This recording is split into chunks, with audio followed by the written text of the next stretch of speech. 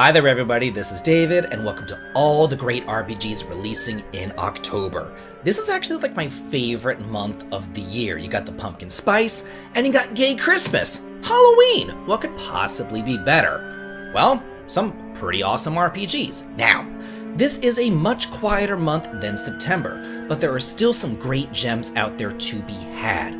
So, before we start going over all of them, let's have a word first from our sponsor. This video is sponsored by Dragonheir Silent Gods, which is available now on the PC through the Epic Game Store for the Mac, as well as iOS and Android, with a future release over on the Steam. This is the second blockbuster product released by Nuverse, the distributor of Marble Snap, and was highlighted at the Apple WWDC 2023 for its gameplay. This is an open-world Western fantasy-themed RPG, incorporating many tabletop mechanics, such as dice rolling, character creation, and thrilling dungeon duels. Players can choose different characters of 3 kinsfolks and 4 different classes, each with customizable attributes, to embark on a quest to uncover the secrets of Adenthia and regain lost memories and power. So, come and use your prowess to enact explosive combos and triumph over your foes using elemental reactions as well as interactive battleground features. Here you have a dynamic adventure which changes all the time with dice roll checks that shape the whole storyline's direction. So, if you're as excited about this game as I am, please be sure to check out the links in the video description below to download the game for yourself and check out the exclusive gift codes to redeem limited edition gift packs. And now with that, let's get on to all the RPGs releasing in October. First up, we have Silent Hope, to be released on October 3rd for the Nintendo Switch and PC. Remember old school games back when nobody spoke? Well, what was once normal in my childhood is now an entire game premise. Here, you have 7 different heroes, each with 7 different fighting styles, and they're going to gather together to dive into an abyss and explore their quiet world. This is a dungeon-crawling action RPG at its core, where you dive deep into procedurally randomly generated dungeons to gather up equipment, level up, and regain the power of language. Number 2, Disgaea 7: Vows of the Virtueless, released on October 3rd in North America and October 6th in Europe for the PS4, PS5, Nintendo Switch, and PC. Disgaea has always been hit or miss for me, and while they did have quite a few good games at first, I feel like maybe that's because I was younger and the kind of humor resonated with me, but I've gotten a little bit older, and as I have, that's less I seem to like it. 7, though, seems to be a reboot of the series. It doesn't seem to be taking place in a traditional version of the Netherworld that we've seen in the past games, but more like an Oriental-themed Netherworld. And sometimes, it just takes a slight change like that to freshen up a game and renew some interest in it. And hey y'all, if you liked this video, please be sure to smash that like button and subscribe for some more great content. And now, for number 3, Worldless. This is to be released on October 4th for the Nintendo Switch, PS4 and 5, Xbox, and PC. This is a neat one, and I saw it whenever I was scouring Steam for upcoming releases, which I normally do for these videos, and the gameplay just stopped me in my tracks. It just looks so cool and unique. Well, at first you might think that this is just some sort of Metroidvania or a platformer. It is highly stylized and it features turn-based combat too. Here, you'll walk the line between physical and astral planes within a shapeless world, embarking on a journey of self-growth and understanding. Number 4, Front Mission 2 Remake, released on October 5th for the Nintendo Switch. Originally released back on the SNES, but only in Japan, now we're finally getting this officially in English. Instead of just focusing on one character's viewpoint though, now the perspective switches between 3 different characters, Ash, Lisa, and Thomas, creating a worldview that goes beyond a simple dichotomy between good and evil. So, if you like the first game's adult storyline and turn-based Vonzer combat, now you can go back to that world and see what has happened 12 years after the Second Huffman conflict. Number 5, Sword Art Online Last Recollection, released on October 6th for the PS4, PS5, Xbox, and PC. I've never personally played any of these Sword Art Online games, but I am aware of their existence. This entry was created to celebrate the 10th anniversary of the series and its culmination of the franchise too, featuring the largest roster of playable characters and sub-scenarios in the entire series.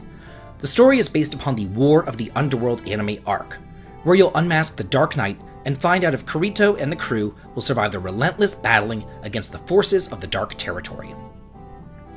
Number 6, Long Gone Days, to be released on October 10th for the Nintendo Switch, PS4 and 5, Xbox, and PC. This looks like a pretty neat one if you're into those kind of like modern day RPGs. You play as Rourke, a young man trained from birth to be a sniper for the Corps, which is a subterranean paramilitary state. On his first mission, he's sent up to the surface for the first time in his life, only to quickly find that the Corps is far from being the noble organization that he thought that he knew. Some cool gameplay features include language barriers where you have to recruit interpreters to communicate with other people, dialogue options that will impact your party members' morale, which also affects how they perform in battle, and 2 different battle systems, one that's turn-based and the other is like a sniper mode. And let's not forget, no random encounters either. Number 7, Space Wreck, to be released on October 10th for the PC. This is another one that I found while scouring Steam, and while admittedly it's not my thing, I thought that it looked interesting enough to highlight. This is inspired by classic Western isometric RPGs featuring post-apocalyptic space exploration. This really focuses though on the role that you play. You can be whoever you want to be, it's your choice. You can distribute your points in the character creation to make decisions whenever you're playing. And as such, there are always multiple ways to solve all the different problems too. So play up your character's strengths and work around their weaknesses. For example, if you can't convince somebody to help you, then just hack their computer or blackmail him, or just pickpocket the guy. However you play and however you win is completely up to you. Number 8, Lords of the Fallen, released on October 13th for the PS5, Xbox, and PC. Well, this isn't confusing at all. Lords of the Fallen originally came out back in 2014, and this game, also titled Lords of the Fallen, is a sequel to the first game. Why they didn't simply just put a 2 after it is beyond me. Anyway, this takes place over 1,000 years after the original, and it's one of those great Souls-likes that I love so much. Taking a ton of inspiration from Elden Ring, it features tactical combat, multiple class selections, and non-linear gameplay. So, while like some other games on this list I won't be picking it up, I'm just kinda like letting y'all know about it. Number 9, The Caligula Effect 2, released on October 17th in North America and October 20th in Europe for the PS5. If this game sounds familiar to you, that's because it's a remake of the original game first released back on the Vita, then remade for the PC, PS4, and Switch back in 2019.